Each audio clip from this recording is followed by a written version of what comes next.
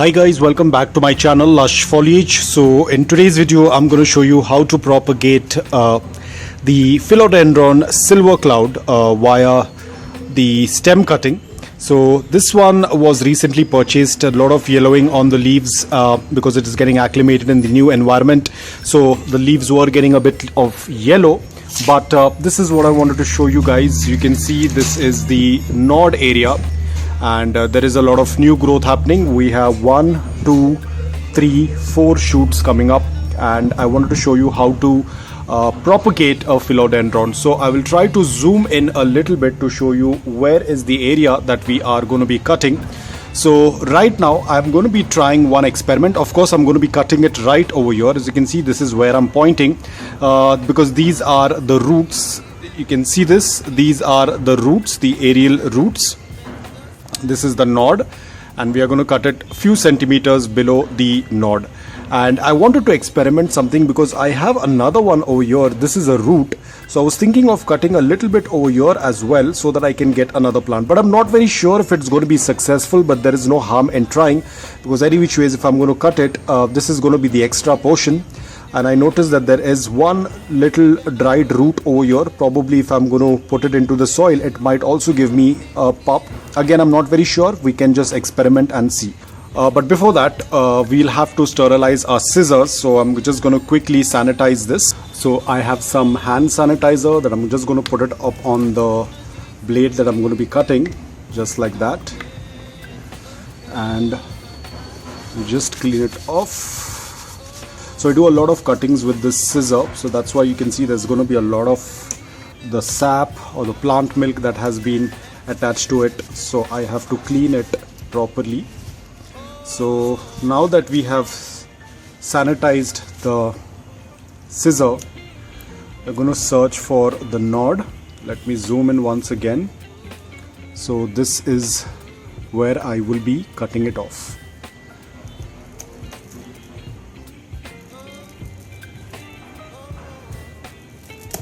There we go. So we have our first cutting, and as I said, I will be cutting off this portion as well because I think it could give me another pop, but again I'm not very sure. We can just try and experiment. There we go. So because it already has one root on this, you can see this, so we can try and see what's going to happen. I'll probably put it into the soil. I'll show you how I'm going to be putting it into the soil. Now this portion as well, I will put it into the soil. I will make the soil mix and show it to you. And meanwhile, this is the remaining portion. You can see it's going to get a lot of new growth, and there is a new growth coming on this cutting as well. I had cut off the leaf because it had turned yellow, but now there is a new growth happening over here. I don't know if it's going to be visible. Here you can see this. This is the new growth that is coming up, and these are the new shoots. So I'm very excited about it. Let's see how fast they tend to grow. So here as well we have another one. Don't know if it's visible. Here we have 1, 2 and 3, and on this one there is a 4th one growing. So let's see what happens. We will keep it aside. Now I will quickly make some soil mix for this. I'm going to show you how to make the soil mix for this. So we have one leaf, we have the nods and the aerial roots. This is the nod, we have the roots, we also have another shoot coming up. So we have a soil mix ready, which is garden soil, coco peat, perlite and sand. I'm using the regular construction sand, grey sand. It's absolutely okay. You can even use river sand as well. Now all we have to do is just mix everything together. Now if you want, you can even use the soilless media as well. As I said, in the soilless media you don't use garden soil, but you use all the rest of the stuff like sand, perlite, pumice, cocoa chips, leca, vermiculite, sphagnum moss. But as I said, it is a little bit more on the expensive side because you have to purchase all of the products. But for me this works out really well. This is the very basic soil mix with garden soil. And now you can see this mix is very airy, it's very loose, it's very porous. It has everything that a plant needs. The right amount of coco peat in order to retain the moisture, the sand that tends to make the soil mix well draining, perlite is going to make the soil mix airy, and then we have the garden soil which gives the basic nutrients or the minerals to the plant, and this works out really well. So we are done with the mix, and now I'm just going to use a pot. So I'm using a very old pot now, and in the base I'm going to use some broken clay pots. This is just basically to increase the drainage of the soil. Apart from that, it is also going to stop any excess soil from flowing out. So we have filled up our pot with the broken clay pot, and now we'll just start to fill in our soil mix.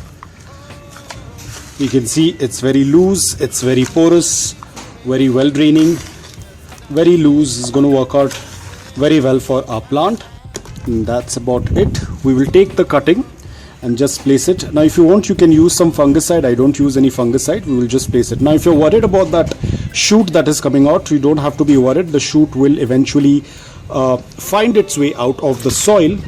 It has happened to me earlier as well. It will grow. We will keep an eye on it, and now we will cover the remaining portion of it with the soil mix.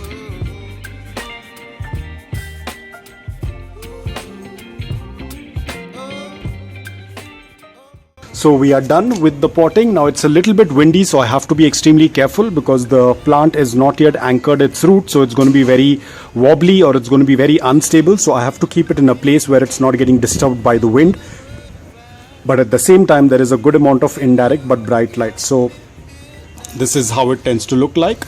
Don't worry about that shoot that has been buried. It will eventually come up.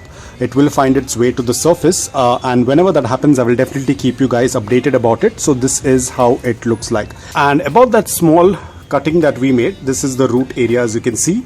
So we will just lay it on top of the soil just a little bit, and push it a little into the soil and cover it with a little bit of soil next to it.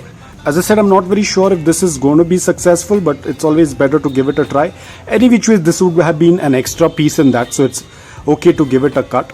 And I will just lay it on this. I'm going to mist a little bit of water on this, and I'm going to cover it with a plastic sheet so that there is a good amount of humidity, because in this we still had some aerial roots. They were a little bit larger. In this it's not much, so we will cover it up to give that extra humidity for this small little cutting. So we are going to take a misting bottle and just mist it a little bit, and then we are going to cover it with a plastic bag. So I'm going to show you how do I cover it.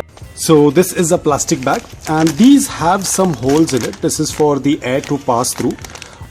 Do not put a plastic bag without holes, because otherwise when you are going to take out the plastic bag, the environment is going to be very different for the cutting or for the plant. So always ensure that there is a good amount of air circulation so that the plant is acclimated to the outside environment out of the bag as well. So when you tend to take it out, the plant does not go through a shock. There we go, and we are done. So now we will just keep a watch on it. As I said, I don't have much hopes with it, but we will still keep our fingers crossed, and hopefully that this small little nod is going to put out some growth for us.